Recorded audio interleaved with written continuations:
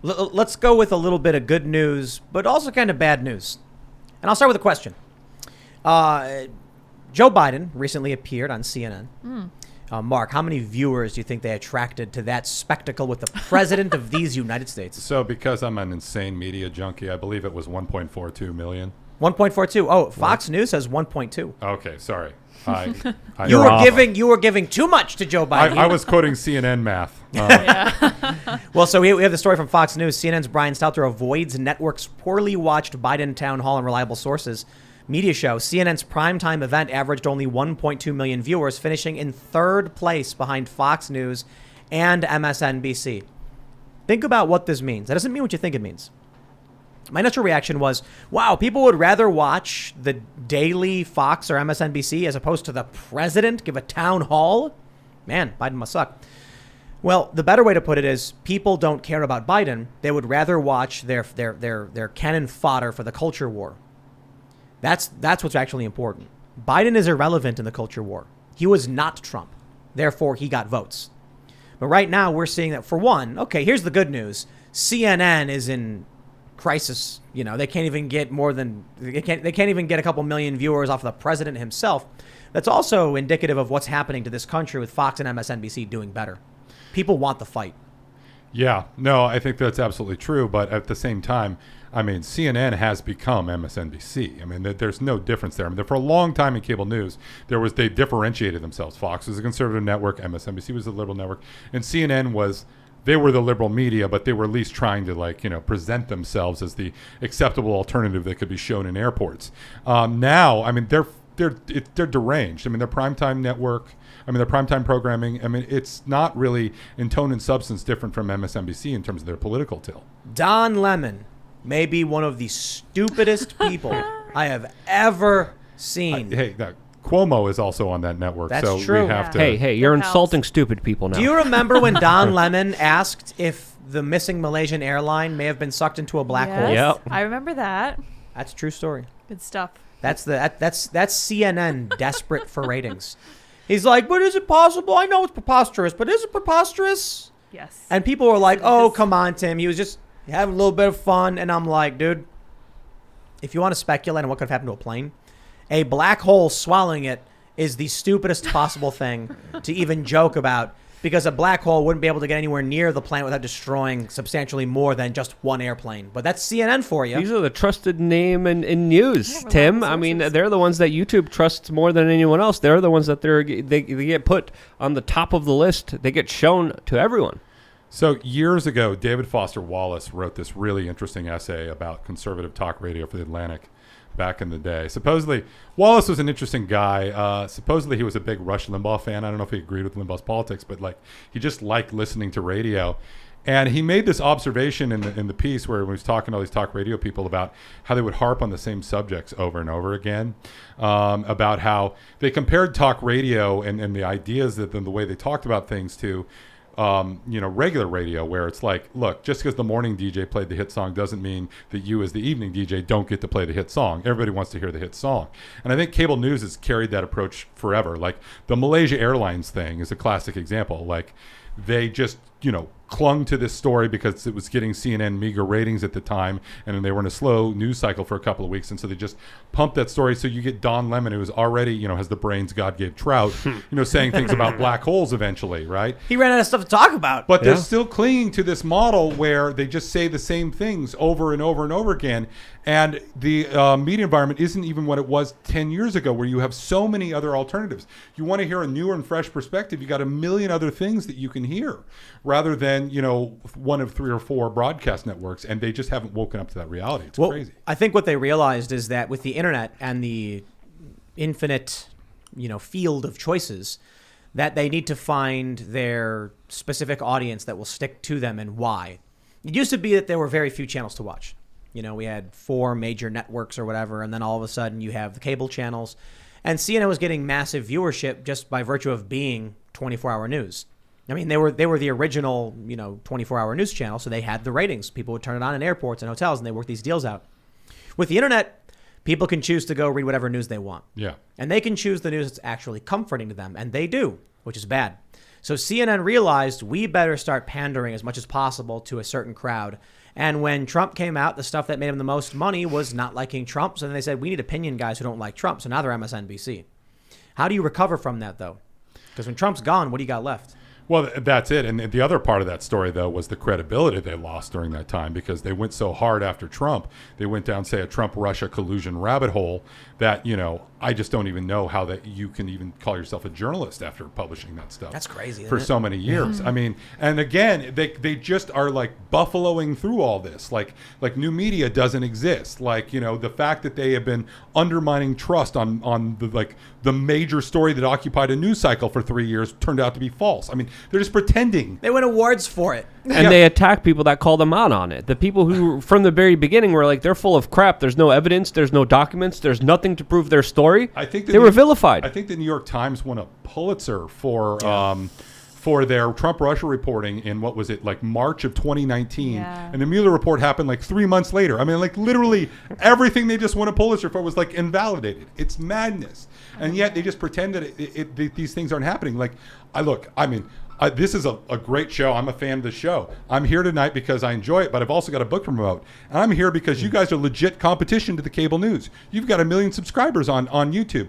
Cable news people don't think that way. They're still kind of, in the dark about this. And it's because they're so egotistical. They don't understand Americans are hungry for other perspectives. And they don't understand we have alternatives.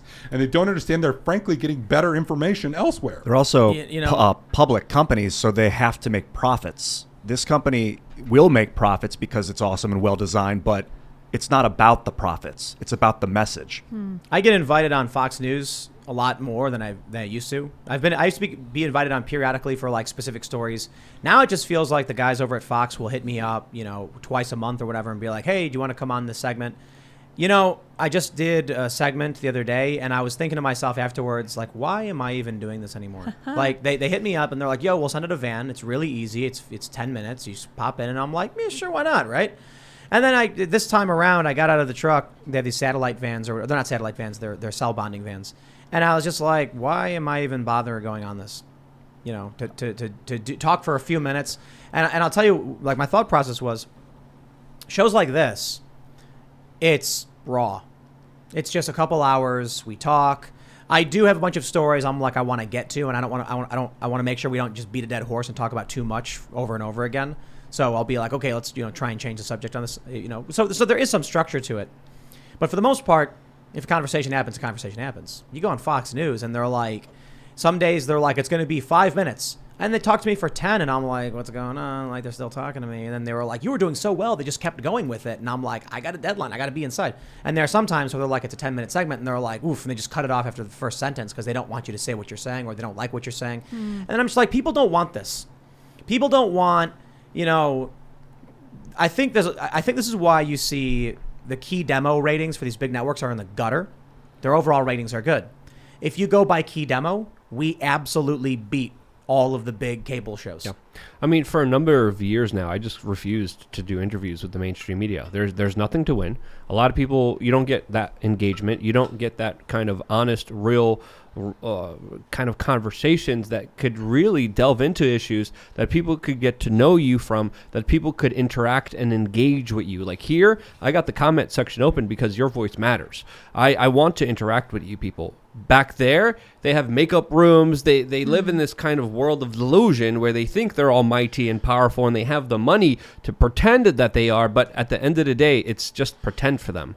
Well, I'll push back a little and simply say that, for the time being, a lot of these organizations still do bring a level of sort of resources, if nothing else, and or, some degree of professionalism in terms of editing and other things that most, online media outlets that are competing with new media outlets haven't quite caught up to. Some of them have, more of them will. We'll get to that point. So they still do some good work, and they're still very influential within a lot of narrow circles that matter. And Republican congressmen are watching Fox News, and that matters. Trump is watching Fox News, but I would push back, and I would say that when we're talking about ethics, the mainstream media has a very lower quality than people online. Look at WMDs. Look at the lies that they told and the effects that they've been having And- on people and- that cause people to die. And Republicans care more about the opinion of the New York Times than they do of the opinion of their constituents. Yes. Yeah, but this is the thing. One thing about Trump I will say is I think Trump woke up Republicans specifically and Americans more generally to the problems of getting mixed up with the media. Trump was the first, sort of large public figure that basically said, you know what, I don't have to leak this story to the New York Times. I can leak this story to Breitbart or whatever, and it'll have just as much an effect. And that was like a really threatening realization to them. The fact that he could go through alternative media and frequently did, and that was, I think, what made the media hate them a lot. But going back to what you were saying earlier, I mean, it is totally true that the way that the main media has become so adversarial and openly so politically. I tell this to ordinary people all the time. This happens. I'll talk to people. They'll because I know people out in the hinterlands. They're like, you're a journalist. Someone from the Chicago Tribune or New York Times called me and they wanted to talk about this thing that's happening in my business. And I'm like 95% of the time I'm like, absolutely not. Do not talk to that Do you know the person. story of Mayogate? No. So let's tell the story of Mayogate.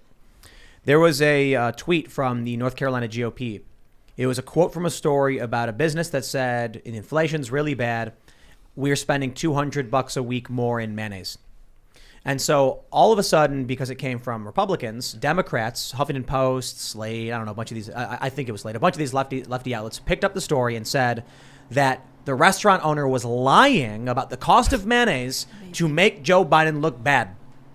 They did this ridiculous math where they were like, if the consumer price index is up 5%, $200 would mean that they're spending $3,700 per week on mayonnaise. Or did I say month? It's $200 per week on mayonnaise.